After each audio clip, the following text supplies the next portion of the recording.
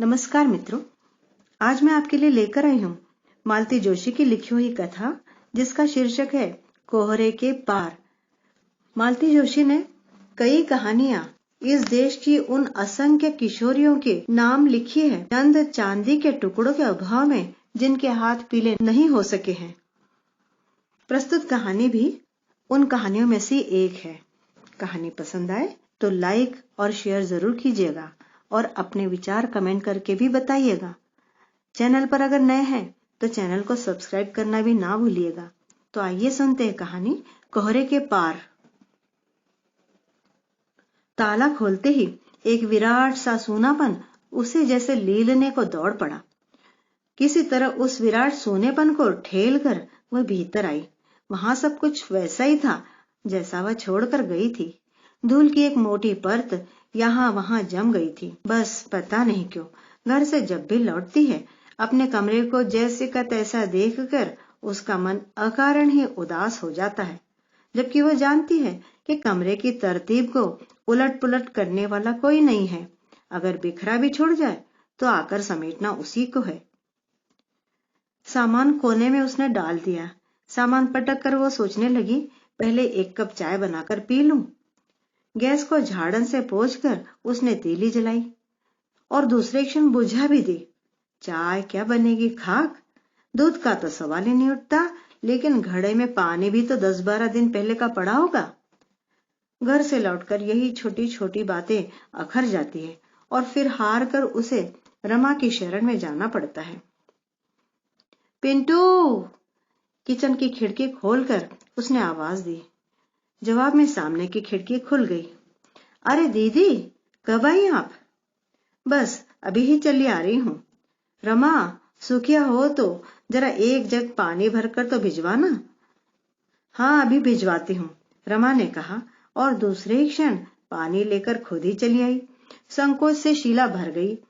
अरे तुमने क्यों तकलीफ की? सुखिया को भेज देती, पानी भी दे जाती और जरा वो झाड़ू भी लगा जाती। घर की शक्ल तो देखो जरा क्या हो रही है। वो सब हो जाएगा दीदी, आप तो उधर चलिए, मैं चाय चढ़ाकर ही आई हूं। रमा के आग्रह को वह टाल नहीं सकी। चाय की तो इस समय बेहद जरूरत हो रही थी उसे। चाय पीकर उसे जरा चैन मिला तो वह नहाने चली गई। बाथरूम से निकली, देखा इस बीच सुखिया घर को धो पोंछ कर चमका चुकी है। गीले बालों में तौलिया रगड़ते हुए उसने सोचा, काश उसके मन पर चढ़ा गर्द गुबार और सूनापन भी कोई इसी तरह बुहार देता। दीदी, खाना बना रही हूं इधर ही, आज के दिन अपनी रसोई को आराम दीजिएगा, रमा ने पुकार कर कहा तो शीला ने मन ही मन उसे अनेक आशीर्वाद दे डाले। अपने आप बनाना और अकेले बैठकर खाना कम से कम आज तो उसके लिए संभव था ही नहीं, बेशक वह भूखी सो जाती। रमा इस बात को अच्छी तरह जानती है, इसीलिए उसे छुट्टियों से लौटकर पहला खाना तो रमा के यहाँ ही खाना पड़ता है। कौन कहेगा कि बित्ते भर की लड़की मेरी मकान मालकिन है। शीला स्नेहार्द्र हो आई। बेचारी छोटी बहन की तरह आगे पीछे डोलती रहती है मेरे। हमेशा की तरह रमा ने खाना खूब मन लगाकर बनाया था, पर शीला से खाया ही नहीं गया। उसकी मनस्थिति वे लोग जानते थे, इसलिए किसी ने इसरार भी नहीं किया। रमा और प्रमोद दोनों के चेहरे बता रहे थे कि वे काफी कुछ जानने को उत्सुक है, पूछना भी चाहते, पर सौजन्यवश दोनों चुप बने रहे। तब शीला ने ही पहल की, बोली, घर से लौटने के बाद इतना खराब लगता है, सच तुम लोग ना होते तो मैं जाने क्या करती। अब उन दोनों का मौन टूटा। घर पर सब ठीक तो है ना? हाँ, सब ठीक ही समझो। अम्मा जी? वे भी ठीक है, ईश्वर ने उन्हें शक्ति दे दी है, नहीं तो बुढ़ापे का शरीर, बीमारियों की फौज साथ लगी हुई है। इतना बड़ा दुख कैसे झेल गई, यही सोचकर सबको आश्चर्य हो रहा है। वो तो ईश्वर अपने आप शक्ति दे ही देता है, प्रमोद ने कहा। बच्चे कहाँ हैं? रमा ने पूछा। लड़के तो दोनों अपने घर पर ही हैं, दोनों बड़े भी हैं। शशांक तो फर्स्ट ईयर में पहुंच गया है, प्रशांत भी 10वीं में है। स्वाति की ही चिंता है, बहुत छोटी सी है बेचारी, है ना? और क्या, इतना शौक था दीदी को लड़की का, पता नहीं कितनी मन्नतों के बाद तो पैदा हुई है। और अब खुद उठकर चल दी दूसरे लोग को। बातचीत फिर इसी बिंदु पर आकर थम गई। बाकी नीरवता में ही संपन्न हुआ खाना। खाने के बाद शीला कुछ देर तक पिंटू के साथ खेलती रही और फिर उनसे क्षमा मांगकर अपने घर की ओर बढ़ गई। बेहद थक गई थी वह, और थकान भी क्या सिर्फ सफर की थी। कमरे का दरवाजा बंद करके कितनी ही देर तक वह दरवाजे से लगी खड़ी रही। यह एकांत, अपने कमरे के इस एकांत के लिए तरस गई थी वह। बिस्तर पर लेटते ही नितिन और नीलम की याद हो आई। बुआ के पास सोने के लिए कैसी महाभारत मची रहती थी दोनों में। इस बार तो हिस्सेदारों में स्वाति भी थी, पर बेचारी कुछ कहती नहीं थी। उदास आंखों से टुकुर टुकुर ताकती रह जाती थी। उन दुष्टों के सो जाने के बाद शीला धीरे से उठ जाती और स्वाति को लेकर किसी दूसरे बिस्तर पर आ जाती।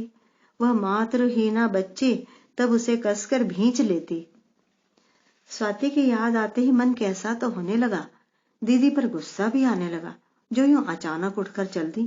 खुद तो चली गई, पर उसे कैसी अजीब उलझन में डाल गई हैं।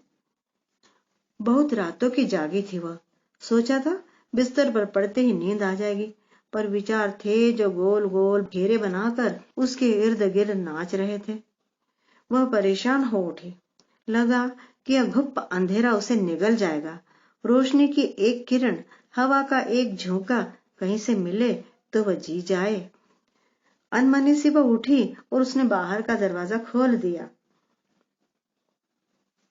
बगल वाले कमरे में अब भी उजाला था। उसने झांक कर देखा। रमा रेडियो के पास बैठकर बुनाई कर रही है। अब तक जाग रही हो? उसने पूछा। दीदी अभी तो 9:30 ही तो बजे हैं। प्रमोद कहाँ है? Saturday club. पिछले शनिवार आप नहीं थी तो मैंने जाने नहीं दिया था। रमा भी बाहर आ गई। आज भला वे रुकते हैं? फिर मुझे आवाज क्यों नहीं दे दी? अकेली बैठी रही। सोचा आप थकी होंगी। शीला भी वहीं सीढ़ियों पर पसर कर बैठ गई। सच बहुत थक गई हूं, पर नींद ही नहीं आ रही है। बुनाई छोड़कर रमा भी उसके पास आ बैठी। धीरे से बोली, नींद कैसे आएगी भला दीदी? इतना बड़ा शौक है। वहां तो उतने लोगों के बीच पता नहीं चला होगा, पर यहाँ अकेले में। रमा जी, शौक दीदी के मृत्यु का उतना नहीं है, पर जानती हो वे लोग मुझे दीदी के स्थान पर देखना चाहते हैं।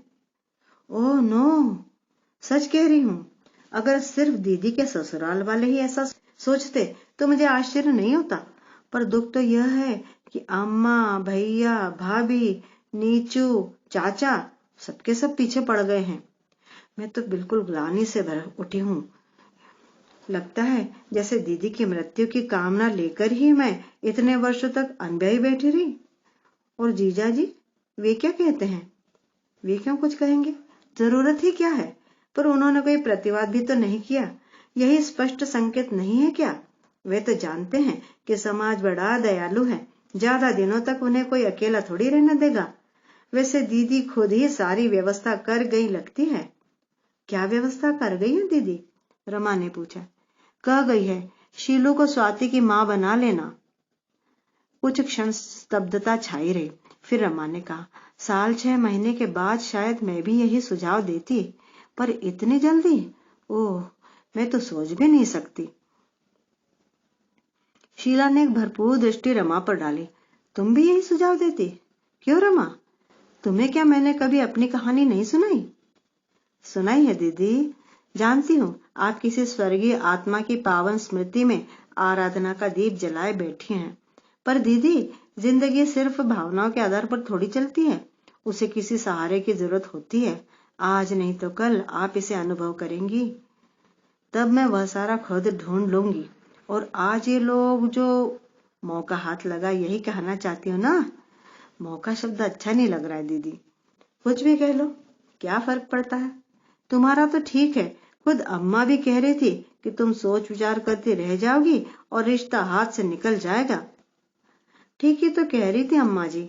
इतना अच्छा घर वर देखते ही लोग तो गुड़ की चींटियों की तरह दौड़ पड़ते हैं, तब वे उम्र का भी ख्याल नहीं करते हैं। रमा ने कहा, तो तुम चाहती हो मैं भी इस दौड़ में शामिल हो जाऊं? निर्णय की जल्दी ना सही, पर इस दिशा में सोच तो सकती हैं आप। रमा, जीजा के रूप में वह व्यक्ति बहुत आदरणीय है मेरे लिए, पर पति के रूप में मैं उनकी कल्पना नहीं कर सकती।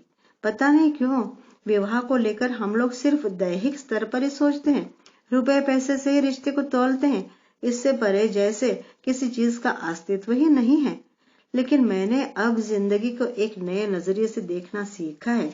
मेरे जीने का ढंग बदल गया है, मेरे सोच की सीमाएं भी फैल गई है। अपने आसपास मैंने कई रंगों की एक नई दुनिया इजाद कर ली है। चेतना के स्तर पर बहुत आगे बढ़ आई हूं मैं। अब पीछे लौटना संभव नहीं है। रमा, अब मैं उस व्यक्ति के साथ गुजारा नहीं कर सकती जिसकी दुनिया घर और दफ्तर तक ही सीमित है, फाइल और अखबार ही जिसके लिए साहित्य है। महीने में एक बार पिक्चर देख लिया तो बस वह कला प्रेम है, और जो बच्चों का बीमा कराने या पत्नी के लिए साल में एक आध जेवर बनवाने में कर्तव्य की इतनी श्रीमानता है। नहीं रमा, ऐसे दुनियादार आदमी के साथ अब मेरा निर्वाह असंभव है। एक ही सांस में कितना कुछ कह गई शीला। खिड़की से छनकर आते प्रकाश में रमा एकटक उसके तमतमाए चेहरे को देखते रह गई। उसका ज्वार थमते ही बोली, सब कुछ अपने मन का सा कहाँ मिलता है दीदी, एडजस्ट तो करना ही पड़ता है। उसकी भी एक उम्र होती है पगली। शादी से पहले लीला दी भी बैडमिंटन खेलती थी, सितार बजाती थी, कथक नाचती थी, महादेवी के गीत गुनगुनाती थी। पर शादी के 18 वर्षों में उनकी उपलब्धि क्या रही? 5-7 तरह के पुलाव, 10 तरह के अचार, 36 तरह की मिठाइयां और दर्जनों स्वेटर्स। 16 साल की उम्र में ब्याह दी गई थी, इसीलिए आसानी से उस सांचे में ढल गई। पर 35 की आयु इतनी लचीली नहीं होती है। स्कूटर के कर्कश हॉर्न और तेज रोशनी से दोनों चौंकी। प्रमोद लौट आए थे। रमा ने दौड़कर गेट खोला। अरे, आप अभी तक जाग रही हैं? प्रमोद ने कहा। क्या करे, आपकी श्रीमती का मन जो बहलाना था। प्रमोद ने कृत्रिम रोज से रमा को घूरा। उसने शर्मा कर नजर झुका ली। थोड़ी देर बाद बगल वाला घर अंधेरे में डूब गया। सच, यही उम्र है शादी की, शीला ने सोचा। पति का प्यार, पति का गुस्सा, पति की अच्छी बुरी आदतें, रमा कितने सहज भाव से सब कुछ स्वीकार कर लेती है। अपने व्यक्तित्व को उसने प्रमोद के साथ कितनी आसानी से जोड़ लिया है। अपनी अस्मिता को लेकर जरा भी तो परेशान नहीं होती वह। लेकिन उससे यह सब हो सकेगा? उसने अपने आप से पूछा। उसके मन के किसी कोने से हाँ की ध्वनि नहीं उठ सकी। नींद अब भी कोसों दूर थी, पर मन बहुत हल्का हो आया था। पिछले दिनों मन में जैसे लावा सा उबलता रहा है, पर अपनी बात किसी से भी कहने का वह साहस नहीं जुटा सकी थी। सबने एक साथ उसे दोषी करार जो दे दिया था, वह जानती है इसके मूल में सबकी सद्भावना ही है। उसके एकाकी जीवन को लेकर सभी चिंतित है। जब भी घर गई है, एक न एक प्रस्ताव उसके सामने आता ही रहा है। अम्मा तो हमेशा कहती है, तेरी फिक्र के मारे मुझे चैन से मरना भी नसीब न होगा शीला। अब दीदी की मृत्यु ने उनके बच्चों की चिंता का एक बोझ और लाद दिया है। सभी ने इस गुत्थी को अपने ढंग से सुलझाना चाहा है। फिर दीदी की अंतिम इच्छा, वह भी तो इन सबके साथ आकर जुड़ गई है। उसका अनादर कैसे करे शीला? सच दीदी, मरते मरते ये कैसा फरमान निकाल गई तुम? कुछ तो ख्याल किया होता मेरा, पूछा तो होता मेरा मन क्या कहता है। पता नहीं क्या सोचकर वह एक झटके से उठी। उसने टेबल लैंप जलाया और लिखने बैठ गई। आदरणीय जीजाजी, दीदी ने चाहा था कि मैं स्वाति की मां बनूं। मुझे सहर्ष स्वीकार है। दीदी की बात टालने का प्रश्न ही नहीं उठता। आप निश्चिंत होकर उसे मुझे सौंप दे। उसके बाद आप स्वतंत्र हैं। आपकी पत्नी बनने का सौभाग्य जिसे प्राप्त होगा, वह मुझे दीदी की तरह ही प्रिय होगी। बस इतना ही। पत्र को तहाकर उसने लिफाफे में बंद किया और 15 दिन में पहली बार खुलकर सांस ली। मन पर छाया कोहरा धीरे धीरे छट रहा था। तो मित्रों, यहाँ हमारी कहानी पूरी होती है। कहानी अवश्य आपको पसंद आई होगी। कमेंट करके जरूर बताइएगा और चैनल को सब्सक्राइब करना बिल्कुल भी ना भूलिएगा। कहानी सुनने के लिए आपने जो समय दिया उसके लिए बहुत बहुत धन्यवाद।